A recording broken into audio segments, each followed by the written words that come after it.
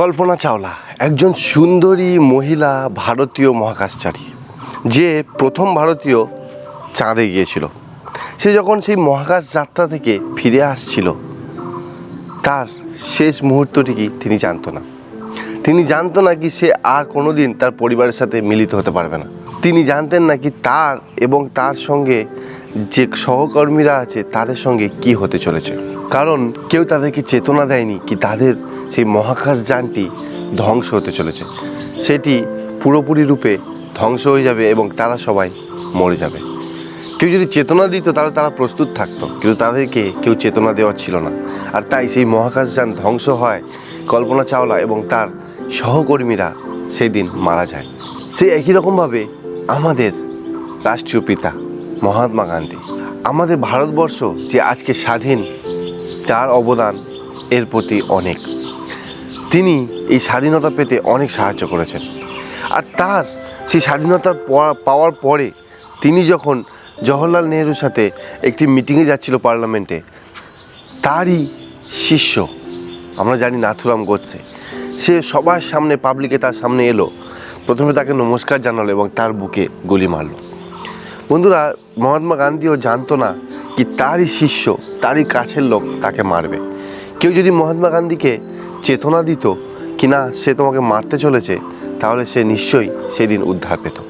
এই দুটি ঘটনা যেমন চেতনা ছাড়া হয়েছিল বা কোনো কিছু না জানিয়ে হয়েছিল, তাই তারা প্রস্তুত ছিল না। সেই একইভাবে আমাদের পৃথিবীর ইতিহাসে সবথেকে বড় ঘটনা হলো যীশুখ্রিস্টের দ্বিতীয় আগমন। আর সেই দ্বিতীয় আগমন যদি কোনো চেতনা বা কোনো চিহ্ন বা কোনো কিছু না জানিয়ে হয়, তাহলে আমরা অনেকেও প্রস্তুত থাকবো না সেই কল্পনা চাওলা এবং মহাত্মা গান্ধীর মতো। তাই বন্ধুরা, আজকে আমি আপনাদেরকে চেতনা দিতে চাই, আমি আপনাদেরকে বলতে চাই কি প্রভু যীশুখ্রিস্টর সেই দ্বিতীয় আগমনের আগে কি কি ঘটবে এই পৃথিবীতে। এমন চিহ্ন যেগুলো দেখলে আপনি বুঝতে পারবেন কি হ্যাঁ, আমার প্রভুর আগমন খুবই সন্নিকট। আর প্রভু যীশুখ্রিস্টের দ্বিতীয় আগমন এই পৃথিবীর ইতিহাসে সব থেকে বড় ঘটনা ঘটতে চলেছে। আর সেই সব থেকে বড় ঘটনা যদি না জানিয়ে, কোনো চেতনা না দিয়ে, কোনো খবর না দিয়ে যদি হয়, তাহলে অনেকেই অপ্রস্তুত থাকবে। তাই বন্ধুরা, আসুন আজকে এই ভিডিওটি পুরো দেখুন, যাতে আপনারা সবাই প্রস্তুত থাকতে পারেন সেই মহান দিনের জন্য, যেই দিন প্রভু যীশুখ্রিস্ট দ্বিতীয়বার এই পৃথিবীতে আসবেন তার সন্তানদিগকে স্বর্গরাজ্যে নিয়ে যাওয়ার জন্য। আসুন প্রভুর বাক্যে যাওয়ার আগে ছোট্ট একটি প্রার্থনা করি। স্বর্গীয় প্রেমময় দয়ালু পিতা, প্রভুকে তোমায় ধন্যবাদ দিই সুন্দর সময়ের জন্য। বিশেষ করে প্রার্থনা করি আজকে আমরা যা কিছু শিখবো তোমার এই বাক্য থেকে, তুমি আমাদেরকে সাহায্য করো, আমাদেরকে তোমার পবিত্র আত্মা দিয়ে বুঝতে এবং আমাদের জীবনে ব্যবহার করতে সাহায্য করো। বিশেষ করে তুমি শ্রোতাগণের সঙ্গে থেকো, আমার সঙ্গে থেকো, আমার মুখে তোমার বাক্য দাও। এই ছোট্ট প্রার্থনা তোমার প্রিয় পুত্র প্রভু যীশু খ্রিস্টের নামে চাই, আমেন।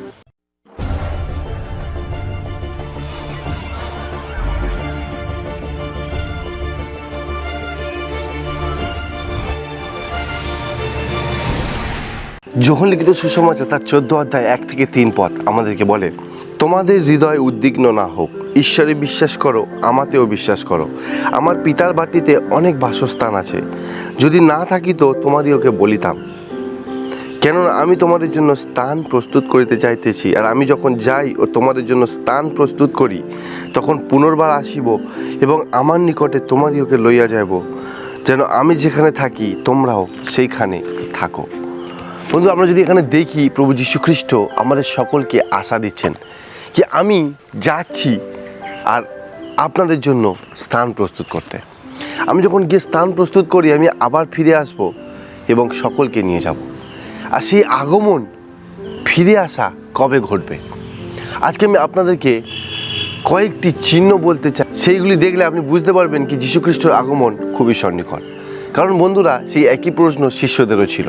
আমরা যদি আমাদের সঙ্গে বাইবেল খুলি, মথি লিখিত সুসমাচার তার 24 অধ্যায় 3 পদ আমাদেরকে বলে, পরে তিনি জৈতুন পর্বতের উপরে বসিলে শিষ্যরা বিরলে তাহার নিকটে আসিয়া বলিলেন, আমাদিগকে বলুন এই সকল ঘটনার কখন হইবে, আর আপনার আগমনের এবং যুগান্তের চিহ্ন কি? দেখুন, শিষ্যদের সেই একই প্রশ্ন আজকে যে আমাদের আছে সেই একই প্রশ্ন ছিল। তারা জানতে চাইছিল কি প্রভু যীশু তো বলছেন কি আমি চলে যাব, কিন্তু তার আগমন যে হবে আমরা কি করে বুঝবো? কারণ সেই মহাত্মা গান্ধী, কল্পনা চাওলা যদি জানতো কি তাদের মৃত্যু হবে, তারা কিন্তু মৃত্যুর পথ বেছে নিত না কোনোদিন। আমরা কেউই মরতে চাই না, আমরা সবসময় চাই আমরা যাতে খুশিতে আনন্দে জীবিত থাকতে চাই। সেই একই রকমভাবে প্রভু যীশু খ্রিস্ট আমাদেরকে অন্ধকারে রাখেনি। তিনি তার শিষ্যদেরকে কিছু চিহ্ন বলে দিয়েছিল কি যাতে আমরা প্রস্তুত থাকতে পারি কি সেই যুগের শেষ কবে হবে, প্রভু যীশু খ্রিস্টর দ্বিতীয় আগমন কবে হবে। আসুন আমরা প্রথম চিহ্নটি দেখি কি প্রভু যীশু খ্রিস্ট কী চিহ্ন দিয়েছিল তার দ্বিতীয় আগমনের আগে কি কি ঘটনা আমাদের সঙ্গে এই পৃথিবীতে ঘটবে। আমরা যদি দেখি তারপরেই মথিলিখিত সুসমাচার তার 24 অধ্যায় 5 পদ, সেখানে যীশু তাদেরকে উত্তর করছে আর বলছে, কেননা অনেকে আমার নাম ধরিয়া আসিবে, বলিবে আমি সেই খ্রিস্ট, আর অনেক লোককে ভুলাইবে। প্রথম যে চিহ্নটি যেটি আমরা দেখতে পাবো প্রভু যীশু খ্রিস্টর দ্বিতীয় আগমনের আগে, সেটি হলো এখানে যীশু বলছেন ভক্ত ভাববাদী এবং ভক্ত খ্রিস্ট। অনেকেই বলবে কি আমি খ্রিস্ট, আমি যিশুর প্রচারক, আমি যিশুকে পালন করি, আমি খ্রিস্টান, কিন্তু তারা মিথ্যা বলবে। প্রভু বলছেন কি অনেকেই আমার নাম ধরে আসবে, বলবে আমি খ্রিস্ট। অনেকে সেই ভক্ত ভাববাদী ভক্ত খ্রিস্টদের বিশ্বাস করবে। বন্ধু, আমরা যদি আমাদের ভারতবর্ষে এখন দেখি প্রচুর পরিমাণে এটি হচ্ছে। অনেক লোক আছে যারা রাস্তা ভোলাচ্ছে বিশ্বাসীদেরকে। বিশ্বাসীরা একটি রাস্তায় আছে কিন্তু তাদেরকে বলছে না না এটি ভুল রাস্তা, তোমরা এই রাস্তায় যাও, এটি সঠিক রাস্তা। বন্ধু, আমি আপনাদেরকে বলবো আমাদের রাস্তা একটি, আর সেটি হলো যিশু বলেছেন আমি পথ সত্য ও জীবন। একটি পথ আমাদের বাইবেল যা কিছু বলে সেটি আমরা বিশ্বাস যাতে করি। যদি কোনো ভক্ত ভাববাদী ভক্ত খ্রিস্ট যদি কেউ এসে আপনাকে বলে, আপনি কি করে জানবেন কি সে ভক্ত ভাববাদী ভক্ত প্রচারক ভক্ত খ্রিস্ট? কি করে বুঝবেন? সে যদি বাইবেল থেকে না বলে, সে যদি বাইবেলের বাইরে থেকে বলে, তাহলে সে কোনোদিনই খ্রিস্টের পাঠানো দূত হতে পারে না বা খ্রিস্টের পাঠানো প্রচারক হতেই পারে না। কারণ খ্রিস্ট সবসময় বলে কি পবিত্র শাস্ত্রই একমাত্র পুস্তক যেটি সত্য বলবে আপনাদেরকে। আসুন আমরা দ্বিতীয় চিহ্নটি দেখি। দ্বিতীয় ঘটনা যেগুলো ঘটবে আমাদের আশেপাশে, যখন আমরা দেখব সেগুলো দেখে আমরা বুঝতে পারবো কি হ্যাঁ প্রভু যীশু খ্রিস্টর দ্বিতীয় আগমন খুবই সন্নিকট। আসুন আমরা আমাদের সঙ্গে বাইবেল খুলি, মথিলিখিত সুসমাচার 24 অধ্যায় তার পরেই 6 আর 7 পদ। সেখানে বলে, আর তোমরা যুদ্ধের কথা ও যুদ্ধের জনরব শুনিবে, দেখিও ব্যাকুল হইও না, কেননা এ সকল অবশ্যই ঘটিবে, কিন্তু তখনও শেষ নয়। কারণ জাতির বিপক্ষে জাতি ও রাজ্যের বিপক্ষে রাজ্য উঠিবে এবং স্থানে স্থানে দুর্ভিক্ষ ও ভূমিকম্প হইবে। বন্ধুরা, আমরা প্রথম অংশটি দেখব। বলছে কি যুদ্ধের কথা শুনবে, যুদ্ধের জনরব শুনবে, কিন্তু ব্যাকুল হইও না। একটি রাজ্যের বিরুদ্ধে অন্য রাজ্য, এক দেশের বিরুদ্ধে অন্য দেশ, এক জাতির বিরুদ্ধে অন্য জাতি উঠবে। আর আজকে কি এটি ঘটছে না? আপনারা আমাকে বলুন, যুদ্ধ হচ্ছে না? আমরা যদি দেখি গত শতাব্দীতে কত যুদ্ধ হয়েছে। Bharat Pakistan, Korea Vietnam, India China, Russia Ukraine, Israel ফিলিস্তিন। আর তার থেকে বড় আমরা যদি দেখি গত শতাব্দীতে দুটি বড় যুদ্ধ হয়েছে, সেটি হলো প্রথম বিশ্বযুদ্ধ এবং দ্বিতীয় বিশ্বযুদ্ধ। প্রথম বিশ্বযুদ্ধে প্রায় 2 কোটি লোক মারা গিয়েছিল এবং দ্বিতীয় বিশ্বযুদ্ধে তার ডবল হয়ে গিয়েছিল, 5 কোটি লোক প্রায় মারা গিয়েছিল। আমরা সব কিছু দেখতে পাচ্ছি, যুদ্ধ হচ্ছে, ভক্ত ভাববাদী ভক্ত খ্রিস্টরা উঠে আসছে, বলছে আমি খ্রিস্ট, খ্রিস্টের দ্বিতীয় আগমন হয়েছে, খ্রিস্ট এসেছে, এই সমস্ত কিছু বলছে। প্রভু যীশু খ্রিস্ট বলছে কি আমি আসার আগে এই সমস্ত চিহ্ন পরিপূর্ণ হবে, তারপরেই আমার আগমন ঘটবে। আজকে আপনারা দেখতে পাচ্ছেন এক জাতির সঙ্গে অন্য জাতির যুদ্ধ লেগে আছে, ভাইদের মধ্যে ঝগড়া হচ্ছে। আর এই সমস্ত কিছু প্রভু যীশু খ্রিস্টের দ্বিতীয় আগমনের চিহ্ন। প্রভু যীশু খ্রিস্টের দ্বিতীয় আগমন ঘটার আগে এই সমস্ত ঘটনা আমাদের সবার সঙ্গে ঘটবে। তার পরের অংশটি আমরা দেখি 6 আর 7 শেষের দিকে। বলছে কারণ জাতির বিপক্ষে জাতি ও রাজ্যের বিপক্ষে রাজ্য উঠিবে এবং স্থানে স্থানে দুর্ভিক্ষ হইবে। দুর্ভিক্ষ, আজকে এই পৃথিবীতে দুর্ভিক্ষর হার অনেক বেড়ে গিয়েছে। আপনারা যদি দেখেন আর জানেন কত মানুষ আজকে না খেতে পেয়ে মারা যাচ্ছে। আপনারা কি জানেন? গুগলে যদি খুঁজে দেখেন প্রতি বছর এই পৃথিবীতে 5 কোটি 70 লক্ষ মানুষ না খেতে পেয়ে মারা যায়। আর তার মানে আমরা যদি সেইটিকে ভাগ করে দেখি, প্রতিদিন 1,56,000 লোক মারা যায় না খেতে পেয়ে। আপনি আর আমি খেতে পাচ্ছি, ঈশ্বরকে ধন্যবাদ দিই। কিন্তু আজকে অনেকে তারা খেতে পারছে না, তারা না খেতে পেয়ে আজকে অনেকেই অলরেডি মারা গিয়েছে। 3 জনের মধ্যে 2 জন ব্যক্তি ভারতবর্ষে না খেতে পেয়ে খালি পেটে রাতে ঘুমাতে যায়। আর জানেন এই সমস্ত কিছুর কারণ কি? জনতা বৃদ্ধি। জনসংখ্যা এত বেশি পরিমাণে বেড়ে যাচ্ছে কি খাবার কম হয়ে যাচ্ছে। আপনারা যদি দেখেন কি গবেষণা করে দেখা গিয়েছে 2050 সাল পর্যন্ত এই পৃথিবীতে 950 কোটি জনসংখ্যা হবে, আর এটি পুরো পৃথিবীর একটি সমস্যা হয়ে দাঁড়াবে। কিন্তু বাইবেল আমাদেরকে বলে এই সমস্ত কিছু প্রভু যিশুর দ্বিতীয় আগমনের আগেই ঘটবে। আর আমরা আজকে জানি কি আমাদের কাছে খাবার আছে, কিন্তু আমাদের পাশের ব্যক্তি হয়তো না খেতে পেয়ে মারা যাচ্ছে। আর ঈশ্বর যীশুখ্রিস্ট তার আগমনের তৃতীয় চিহ্নটি এটি বলে কি স্থানে স্থানে দুর্ভিক্ষ হবে। অনেক দেশ আছে, সেই দেশে পর্যাপ্ত খাদ্য নেই পুরো দেশের মানুষের খাবার জন্য। আমরা যদি তার পরের চিহ্নটি দেখি, সেই একই 7 পদের শেষের দিকে পড়ি, এর পরে যে চিহ্নটি আমি আপনাদেরকে বলতে চাই সেটি হলো মহামারী। মহামারী কি? আসলে মহামারী হলো, যদি ট্রান্সলেট করা হয় পুরনো নিয়মের হিসেবে, এটি হলো রোগ। কিছু রোগ যেগুলি অনেক লোককে একসঙ্গে মেরে ফেলে। বন্ধুরা, আমরা জানি সবথেকে বড় মহামারী আমাদের জীবনে এসেছিল 2020 সালে, করোনা। আর আমরা জানি কি করোনা কতটা পরিমাণে ধ্বংস করে গিয়েছে পৃথিবীতে। শুধু করোনা নয়, তার থেকে একটি বড় মহামারী আছে, যেটি হলো HIV AIDS। আর এই HIV AIDS-এর কারণে আজকে প্রচুর লোক মারা যাচ্ছে। 2003 সালে যখন প্রথম ধরা পড়ে, তখন পরীক্ষা করা হয়েছিল কি এই পৃথিবীতে তখন 2003 সালে 50 লক্ষ মানুষ HIV পজিটিভ হয়েছিল মাত্র 1 বছরে। আর তার মধ্যে 30 লক্ষ মানুষ 2003 সালে মারা গিয়েছিল HIV AIDS-এ। ভারতবর্ষে 3 লক্ষের বেশি পজিটিভ কেস এখনও আছে। আর এটি একটি মহামারী, যার কোনো ওষুধ নেই, যার কোনো ট্রিটমেন্ট নেই। আর এই সমস্ত কিছু আমাদের পাপের কারণে হচ্ছে। আমরা জানি কি যীশুখ্রিস্টের দ্বিতীয় আগমনের আগে মহামারী আমাদের সবাই জীবনে আসবে। তার পরের চিহ্ন যদি আমরা বলবো আপনাকে, সেটি আমরা পাই মথিলিখিত সুসমাচার তার 24 অধ্যায়ের 7 পদের শেষ অংশ। বলছে, এবং স্থানে স্থানে দুর্ভিক্ষ ও ভূমিকম্প হইবে। আপনারা গত কয়েক শতাব্দীতে জানেন কি কতগুলো ভূমিকম্প আমাদের পৃথিবীতে হয়েছে। আর এইসব ভূমিকম্প ছোট ছোট ভূমিকম্প না কি শুধু নড়েছে আর শেষ হয়ে গিয়েছে, কয়েকটি দেশকে ধ্বংস করে দিয়েছে। কয়েকদিন আগে আপনারা দেখেছেন তাইওয়ানে যে ভূমিকম্প হয়েছে, বড় বড় বিল্ডিং ভেঙে ঢুকে যাচ্ছে, কত লোক তাদের প্রাণ হারাচ্ছে। 2001 সালে জানুয়ারি 26, যেদিনকে পুরো ভারতবর্ষ প্রজাতন্ত্র দিবস পালন করছিল, তাদের 51তম প্রজাতন্ত্র দিবস, কিন্তু সেই দিন গুজরাটের ভুজ এরিয়াতে একটি ভূমিকম্প হয়। আর সেই ভূমিকম্প এত বিপজ্জনক ছিল যে সেখানে হাজার হাজার লোক তাদের প্রাণ হারায়।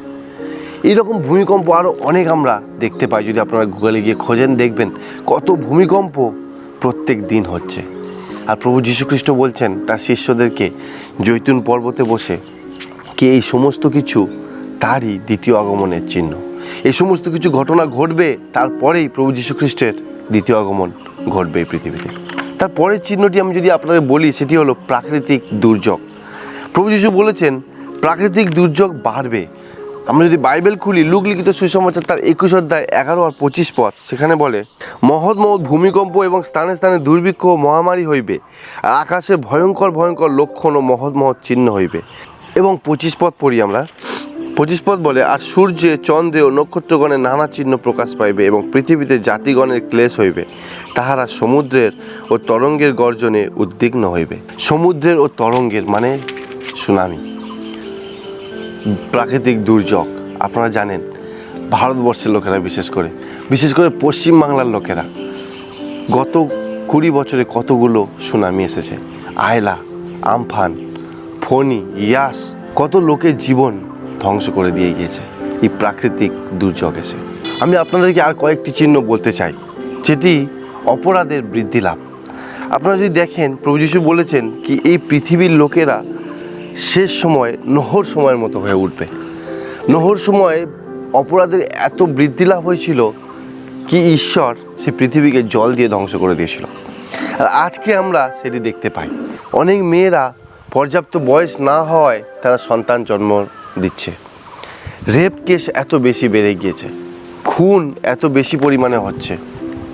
আর এই সমস্ত ভায়োলেন্স আমরা যেগুলো দেখি অনেক সময় ভাবি কি এগুলো এত বাড়ছে কেন, কিন্তু যদি দেখেন কি টিভি শো, সিনেমা এইগুলোকে আরও বেশি প্রমোট করে। কয়েকদিন আগে একটি সিনেমা এসেছিল অ্যানিমাল, যে বাবার জন্য সব কিছু ক্রাইম করতে রাজি আছে। বন্ধুরা, বাইবেল কোনোদিন এই সমস্ত শিক্ষা দেয় না। আর যীশুখ্রিস্ট বলছে এই সমস্ত কিছু দ্বিতীয় আগমনের আগে ঘটবেই, আর আমরা তা আজকে পরিপূর্ণ হতে দেখতে পাচ্ছি। আর দুটি চিহ্ন আমি আপনাকে বলে শেষ করতে চাই। তারপরের চিহ্নটি হলো ঈশ্বরের থেকে দূরে যাওয়া এবং এই পৃথিবীতে মিশে যাওয়া। আজকে আমরা যদি দেখি, বাইবেল আমাদের সঙ্গে যদি খুলি, 2 তিমথিও তার 3 অধ্যায় 4 পদ, সেখানে বাইবেল বলে, প্রচণ্ড সৎবিদেশী, বিশ্বাসঘাতক, দুঃসাহসী, গর্ববান্ধ, ঈশ্বরপ্রিয় নয় বরং বিলাসপ্রিয় হইবে লোক। এই পৃথিবীর শেষ সময় ঈশ্বরপ্রিয় নয়, ঈশ্বরকে পছন্দ করে না কেউ, সবাই বিলাসিতা পছন্দ করে। তারা এই পৃথিবীতে বেশি আনন্দ করতে চায়, কিন্তু ঈশ্বরের কাছে তারা যেতে চায় না। আমরা অনেক সময় আমাদের বিশ্বাসীদেরকেও দেখি, তারা বিশ্রামবাড়ি গির্জায় যায়, কিন্তু গির্জা থেকে বেরোলে তাদের জীবন একদম আলাদা। তারা এই পৃথিবীর সাথে এত মিলে আছে, তাদেরকে বলতে পারবে না কি তারা বিশ্বাসী। তারা পৃথিবীকেও ভালোবাসে, ঈশ্বরকেও ভালোবাসে। আর ঈশ্বর বলেন কি দু নৌকায় পা দিয়ে কোনোদিন আপনি চলতে পারবেন না। শেষ চিহ্ন যেটি আমি আপনাদের বলতে চাই সেটি হলো সুসমাচার প্রচার। মথিলিখিত সুসমাচার তার 24 অধ্যায় 14 পদ বলে, আর সর্বজাতির কাছে সাক্ষ্য দেবার নিমিত্তে রাজ্যের এই সুসমাচার সমুদয় জগতে প্রচার করা যাইবে, আর তখন শেষ উপস্থিত হইবে। দেখুন, একদম শেষ চিহ্ন যেটি আমি আপনাদের বলছি সেটি হলো ঈশ্বর যীশুখ্রিস্ট নিজে বলছেন কি আমার দ্বিতীয় আগমনের আগে, এই পৃথিবীর শেষের আগে সুসমাচার সমস্ত জাতির কাছে প্রচার হইবে। আর আজকে আপনারা দেখতে পাচ্ছেন সমস্ত জাতির কাছে সুসমাচার প্রচার হচ্ছে, সমস্ত ভাষায় প্রচার হচ্ছে। বাংলা, সাঁওতালি, আদিবাসী, নেপালি, হিন্দি, ইংলিশ সব ভাষায় বাইবেল প্রচার হচ্ছে, সুসমাচার প্রচার হচ্ছে। ইউটিউবের মাধ্যমে, বাড়িতে গিয়ে, এভাঞ্জেলিস্টিক মিটিংয়ের মাধ্যমে সব জায়গায় সুসমাচার প্রচার হচ্ছে। আর প্রভু যীশুখ্রিস্ট বলছেন এটি তার দ্বিতীয় আগমনের চিহ্ন। প্রভু যীশু দ্বিতীয় আগমনের আগে এই সমস্ত ঘটনাগুলি আমাদের জীবনে ঘটবে। আমি আপনাদেরকে আজকে কয়েকটি ঘটনা বললাম, আরও অনেক ঘটনা আছে। আজকে আমি আপনাদেরকে এই জন্য বললাম যাতে আপনারা কল্পনা চাওলা এবং মহাত্মা গান্ধীর মতো না হন, চেতনা ছাড়াই যাতে আপনাদের মৃত্যু না হয়। আমি আপনাকে চেতনাটা এই জন্য দিলাম যাতে আপনারা তার দ্বিতীয় আগমনের জন্য প্রস্তুত হতে পারেন। একটি গল্প বলে আমি আপনাদের কাছ থেকে বিদায় নিতে চাই। গোলপাড়া ডিস্ট্রিক্টে একদিন দিনের বেলা মাইকে করে অ্যানাউন্স হচ্ছিল কি সবাই এই গ্রাম ছেড়ে দিয়ে গ্রামের মাঝখানে যে স্কুল মাঠ আছে, যেখানে সুরক্ষিত জায়গায়, সেখানে চলে যাও, কারণ গোলপাড়া ডিস্ট্রিক্ট নদীর পাশে। তাদেরকে বলা হলো কি খুবই শীঘ্রই বন্যা হবে, তাই আপনারা যদি সেই বন্যা থেকে উদ্ধার পেতে চান আপনারা সেই স্কুলের মধ্যে চলে যান।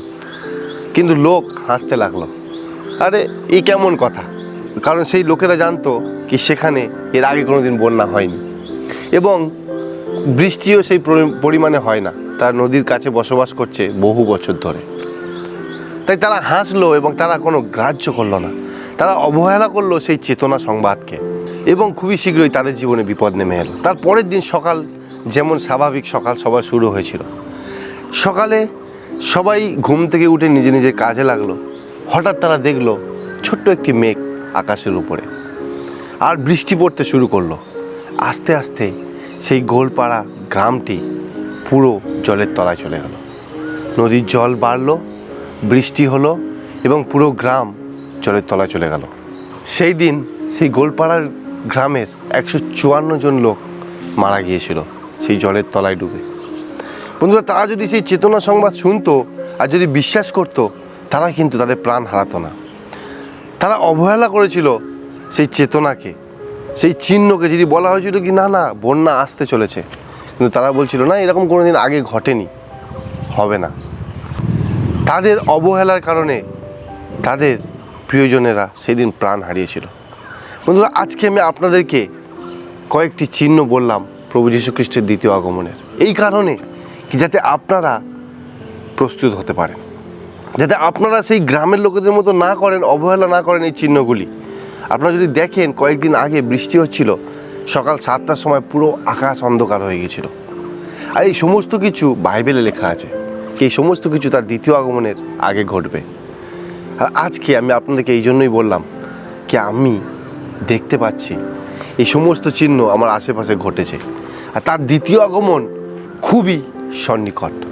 তাই বন্ধুরা, প্রস্তুত হন। সেই গ্রামের লোকেদের মতো করবেন না, তারা অবহেলা করেছিল আর তার কারণে তাদের প্রাণ হারিয়েছিল। আজকে আমি চাই না আমার কোনো ভাই বা বোন বা পিতা বা মাতা বা গুরুজন যাতে প্রাণ হারায়। তাই আসুন আমরা প্রস্তুত হই, চিহ্ন সব দেখি এবং তার দ্বিতীয় আগমনের জন্য প্রস্তুত হই, তার কাছে আসি, এই পৃথিবীর প্রেমে যাতে বেশি না থাকি। ঈশ্বর আপনাদের সকলকে আশীর্বাদ করুক। আবার দেখা হবে আরেকটি ভিডিওর সাথে। ততক্ষণ ভালো থাকুন, সুস্থ থাকুন। জয় যিশু।